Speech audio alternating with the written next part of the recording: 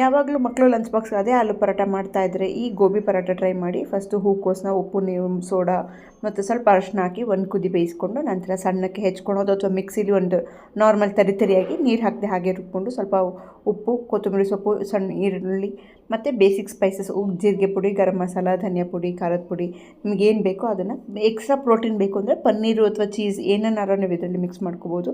ತುಂಬ ಕ್ವಿಕ್ಕಾಗಿ ಆಗೋವಂಥ ಒಂದಿದು. ಅದನ್ನೆಷ್ಟು stuffings ready ಮಾಡಿಕೊಂಡು ಚಪಾತಿ ಹೇಗೆ ನಾವು ಆಲೂ ಪರೋಟ ಅಥವಾ ಹೋಳಿಗೆ ಎಲ್ಲ ಮಾಡ್ತೀವಿ ಆ ರೀತಿ ಸ್ಟಫಿಂಗ್ಸ್ ತುಂಬಿಕೊಂಡು ಮೀಡಿಯಮ್ ಸೈಜ್ ದಪ್ಪಕ್ಕೆ ಹೊತ್ಕೊಂಡು ನಿಮ್ಗೆ ಯಾವ ಸೈಜ್ ಬೇಕೋ ಆ ಸೈಜ್ಗೆ ಹೊತ್ಕೊಂಡು ಚೆನ್ನಾಗಿ ಎರಡೂ ಕಡೆ ತುಪ್ಪನೋ ಎಣ್ಣೆನೋ ಏನೋ ಒಂದು ಹಾಕಿ ಬೇಯಿಸಿದ್ರೆ ಸಿಕ್ಕಾಪಟ್ಟೆ ಪ್ರೋಟೀನ್ ಇರುವಂಥ ಒಂದು ಗೋಬಿ ಪರೋಟ ರೆಡಿ ಆಗುತ್ತೆ.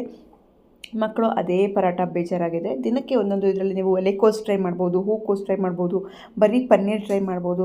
ವಾರದಲ್ಲಿ ಒಂದು 2-3 ಥರ ಪರೋಟ ಆದರೆ ತಿನ್ನೋಕ್ಕೂ ತುಂಬ ಸಾಫ್ಟಾಗಿರುತ್ತೆ, ಫಿಲ್ಲಿಂಗ್ ಆಗಿರುತ್ತೆ. ಮಕ್ಕಳು ತರಕಾರಿ ಏನೇನು ತಿನ್ನಲ್ಲ ಅದನ್ನೆಲ್ಲ ಅವರಿಗೆ ಕಣ್ಣಿಗೆ ಕಾಣದೇ ಇರೋ ಈ ರೀತಿ ಚೆನ್ನಾಗಿ ಸ್ಮ್ಯಾಶ್ ಮಾಡಿ ಒಳ್ಳೆ ಪರೋಟ ಸ್ಟೈಲಲ್ಲಿ ಕೊಟ್ಬಿಟ್ರೆ ತುಂಬ ಇಷ್ಟಪಡ್ತಾರೆ. ನೋಡಿ ಎಷ್ಟು ಚೆನ್ನಾಗಿ ಸ್ಟಫಿಂಗ್ಸ್ ಒಳ್ಳೆ ಮಸಾಲೆ ಇರುತ್ತೆ, ಜೊತೆಗೆ ಪಲ್ಯ ಏನು ಬೇಡ, ಆರಾಮಾಗಿ ತಿನ್ಕೋತಾರೆ. ಟ್ರೈ ಮಾಡಿ.